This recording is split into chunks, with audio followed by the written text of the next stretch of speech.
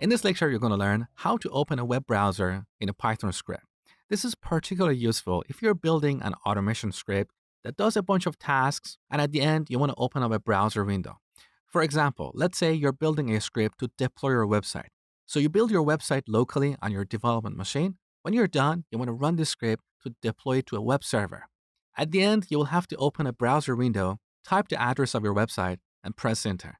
This is manual and we can automate it. So you can have your Python script open up a web browser at the end of deployment. So here, let's print deployment completed. Now, to open a web browser, we need to import the web browser module. This module has this method called open. We simply pass the URL of the target website, let's say google.com. Now, when we run this program, we see this message here, and a browser window opens pointing to google.com. So we don't have to manually type this.